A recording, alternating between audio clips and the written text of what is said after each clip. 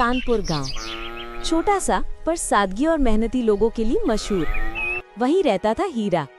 हीरा की जिंदगी आसान नहीं थी। माँ बाप बहुत पहले गुजर चुके थे।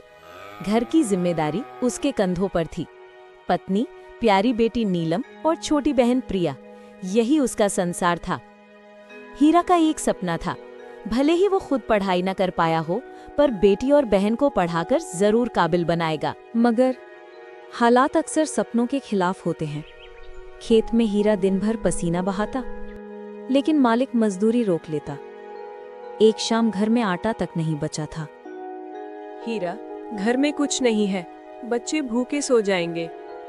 हीरा ने सिर झुका लिया और बोला, आज भी पगार नहीं मिली। चिंता मत करो, मैं उधार ले आता हूँ। वो भागा भागा राशन वाले के पास गया। हीरा, हर महीने यही होता है। उधार ले जाते हो, पैसे अगले महीने लाते हो, पिछले महीने का हिसाब भी बाकी है। भैया, इतने सालों से तुम्हारा ग्राहक हूँ, क्या भरोसा नहीं है मुझ पर? मैं भागने वाला नहीं हूँ। बात भरोसे की नहीं है, मुझे भी घर चलाना है। अगर सब उधार लेंगे तो दुकान कैसे चलेगी? हीरा ने हाथ जोड़ लिए।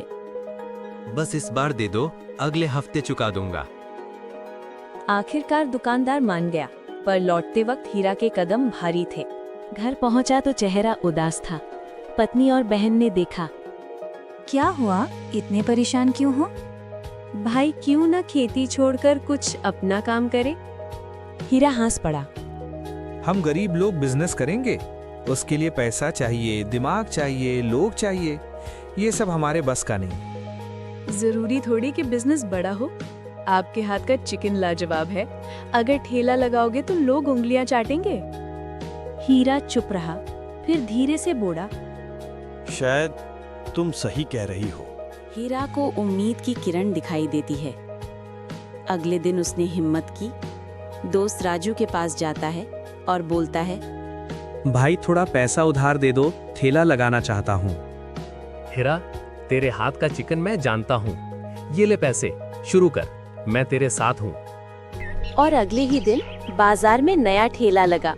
गर्मा गर्म चिकन करी, तंदूरी रोटियां, प्याज और नींबू वाली सलाद। खुशबू से पूरा बाजार महक गया। तभी पहला ग्राहक आता है। भाई, क्या पक रहा है? खुशबू से ही भूख दुगुनी हो गई। हीरा ने मुस्कुराकर प्लेट पी। ग्राहक ने चखा और बोला, वाह, इतना लजीज चिकन कहीं नहीं खाया। देखते देखते लाइन लग गई। शाम तक ठेला खाली हो गया। हीरा घर लौटा और अपने घर वालों से बोला, आज तो 10,000 कमा लिए। पत्नी की आंखों में खुशी के आंसू थे। प्रिया बोली, भाई, कल मुझे नए कपड़े दिला देना। हीरा हंसते हुए बोला, क्यों नहीं बहना, कल ही दिलाऊंगा। दिन बीते, ठेला मशहूर हो गया। लोग दूर दूर से खाने आने लगे। हीरा की ईमानदारी और स्वाद सबको भा गया। पर जहाँ तरक्की होती है, वहाँ दुश्मनी भी पनपती है। पास के ठेले वाला रामू हीरा से जलने लगा। जब से ये हीरा आया है, तब से मेरा धंधा ठप हो गया है।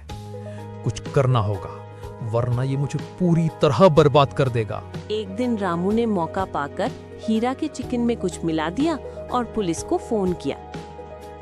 साहब, हीरा मिलावटी खाना बेचता है। आप जल्दी से फूड इंस्पेक्टर लेकर बाजार पहुंच जाइए।